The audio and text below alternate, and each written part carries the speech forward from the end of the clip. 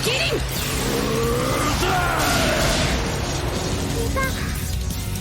サトシ君ダメよ二人とも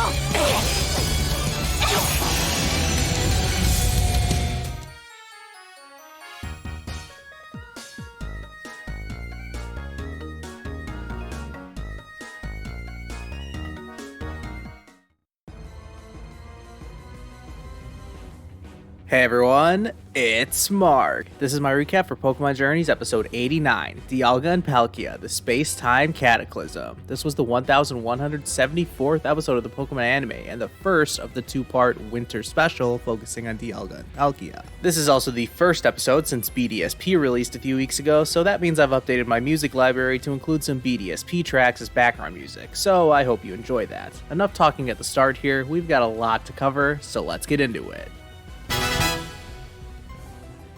The episode starts in some interdimensional area where, of course, Dialga and Palkia are fighting. These two really must hate each other for some reason. This isn't the first time they've just run into each other across dimensions and started a battle. We see that this clash is causing Palkia to create these portals, which we would later find out are being called gates. It looks like Team Rocket is behind all of this, and they even seem to have a red chain with them, so this could be dangerous. Meanwhile, near Sandgem Town, Dawn is hanging out with her full team. No new catches or evolutions to speak of, which doesn't matter at all to me. I'm just happy to see them.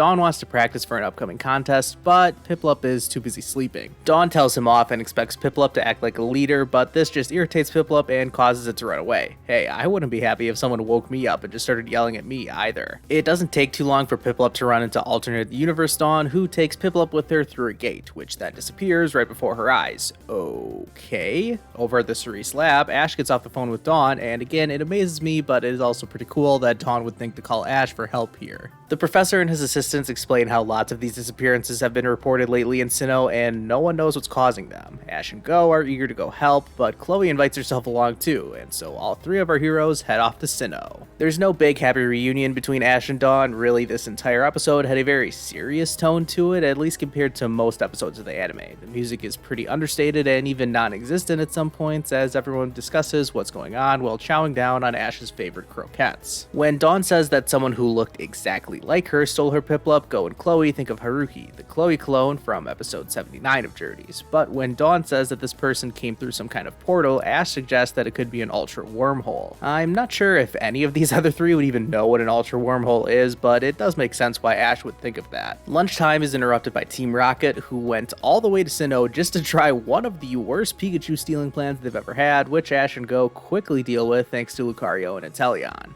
Well, they were prepared for that trouble, they need to make it double, because here comes the Team Rocket that we saw at the beginning of the episode, and these guys mean business. Not only do they have these suits that come with jetpacks, but they also have a super strong Meowth, whose Dark Pulse is enough to disorient everyone in time for Wobbuffet to capture Lucario and Inteleon in electric nets, and they escape with them through the gate. This gate didn't just randomly appear, and it does start to close as soon as Team Rocket get off with the Pokemon. Go and Dawn are quick enough to jump through the gate as it shuts, leaving Ash and Chloe on their own. We stick with Dawn and Go for the time being, who find themselves in a Sinnoh region where some very strange things are going on. There's this aurora in the sky, and they don't see any flowers or Pokemon either. Dawn decides that they should go check out what her house looks like in this alternate universe, and in her bedroom we see this world's Dawn is a pretty accomplished trainer, even coming in second place at the Sinnoh League, which is even better than Ash did in the real world. They hear someone coming to the door, and I just thought it was funny that although they just barged into someone's house, they at least had the courtesy to take their shoes off. How thoughtful.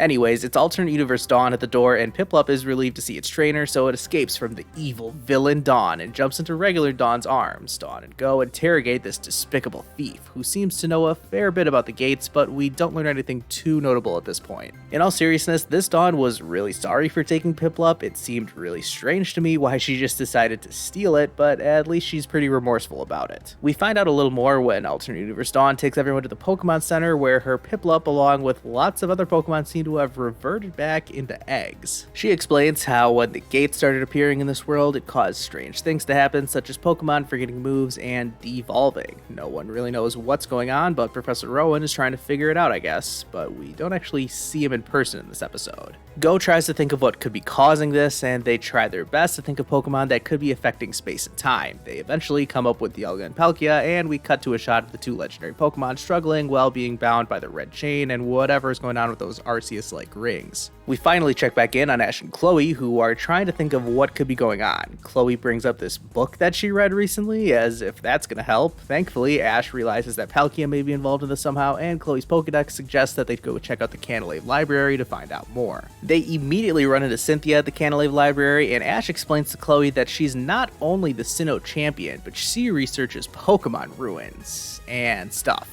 Well said, Ash. When Ash mentions that they're trying to learn about Palkia, Cynthia shows them some stuff about Dialga, Palkia, and Arceus. Fun fact, this was the first time that Arceus has ever been mentioned by name in the main series. Anyways, they don't really come to any conclusions in the library, and when they leave, they are immediately cut off by alternate universe Team Rocket, and Chloe hilariously grabs Cynthia's arm and points over to them. I think this spawned some pretty good memes the way Chloe reacted here. Cynthia jumps to action, but her Garchomp is somehow an even match with Meowth, and when Cynthia calls for Outrage, Garchomp is unable to perform the move. The same thing happens when Ash calls for Thunderbolts, and pay close attention to the blue dots floating around in the air. Jessie ominously says that the effects are reaching this world now too, and this has got to mean that Dialga's time distortions that are affecting Pokemon in the alternate universe are now seeping into the regular world through the gates. Before Team Rocket can capture Garchomp and Pikachu, Cynthia calls out her Komodo and has it use Outrage, causing Team Rocket to retreat, but not before Ash and Chloe can jump through the gate, despite Cynthia telling them not to. Meanwhile, the actual Team Rocket were recovering from their earlier blast off in a nearby tree, and a gate randomly spawns right next to them, so they go through it. I just thought it was incredible that they blasted off earlier from Sandgem Town all the way to Canalave City. That's gotta be like the longest blast off ever, in terms of distance at least. Alright, so the episode closes with Ash and Chloe arriving in the alternate universe, and Ash immediately runs into his doppelganger, who seems to be without his Pikachu.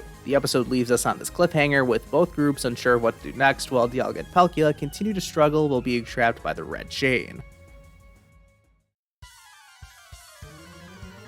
I'm giving this episode an 8.5 out of 10 rating. I feel like I had a lot to cover in the recap section this time around. There was so much going on in this episode, and I thought it was really exciting. Arguably, the best part about it, though, is that there's still a whole lot more ground to cover, which should make for the next episode to be even better, potentially. What I liked about this episode was the tonal shift. I mentioned before how everything seemed super serious. There was basically no sign of the usual jovial nature of the anime in this episode. They really did a good job of conveying the severity of the situation by doing a good mix of showing and telling, which is not usually something that the anime is able to balance well. Anytime we get to see one of Ash's former traveling companions return is gonna make for a good episode, but this wasn't just a nostalgia trip. This very quickly became the most serious thing to happen in Pokemon Journeys since, like, the Darkest Day arc. Not only are the stakes high, but there's a lot of intrigue as to what's gonna happen next. The Darkest Day arc was executed really well in my opinion, but it was altogether fairly predictable. This time around, I still have so many questions about what's going on with Dialga and Palkia, and what's going to happen next with Team Rocket, Cynthia, and all the rest of it. This episode did leave us with some possible hints about what would be going on, such as how it seemed to me like the devices Team Rocket are wearing must be able to negate the time distortion effects, or else how could this Meowth still be able to use its moves? Additionally, I thought it seemed really notable that Cynthia brought up Arceus in this episode. It seemed kind of unnecessary to include it in this story, especially since this was the first time it's ever been mentioned in the main series anime. Like, I feel like they could have totally omitted Arceus from this episode, but I get the feeling maybe they included it because Arceus may actually play into the conclusion of this story. Just to put a pin in this episode before we start talking about the next one, I thought this was a really solid episode overall, both in terms of the action in the current episode, as well as doing a great job of setting up what could be a potentially fantastic episode next week. Special shout out to the scene that I played at the beginning of this video. I thought that it was basically perfect the way it looked, sounded, played out. I've watched it like 5 times already, and it's so good. Alright, so the preview for the next episode did not reveal anything that new or groundbreaking. It looks like it will be a race against time as our heroes try to stop this space-time cataclysm as everyone's Pokemon starts to devolve. Well, except it looks like Alternate Universe Go is going to be smart enough to bring his own armor that protects from that, although the time distortion will start to affect humans as well, which is not great. I mentioned earlier how I think a potential solution to this problem could be Arceus showing up to fix things. I mean, it's going to be very difficult for our heroes to do anything themselves while their Pokemon are slowly getting weaker and weaker. We'll see if Cynthia or Professor Rowan are able to come up with any kind of useful help, or if things are just going to magically work out and we'll move on like nothing happened. Let me know what your predictions are down in the comments, as well as what you thought about this episode too. I'm looking forward to watching the next episode and of course reviewing it here on everyone's favorite YouTube channel, which you should totally subscribe to if you haven't already. Although I have been busy with work and the holidays lately, I think it's time I really got to work and turn some of these ideas I have into actual videos between now and the end of the year. I mean, I have a lot of ideas, but hopefully I can at least get a few of them out there in the next few weeks. Be sure to subscribe so you don't miss any of those, along with all of my Journeys reviews, and make sure you leave a like on this video if you haven't already. Thank you all so much for watching, and I'll see you guys next time.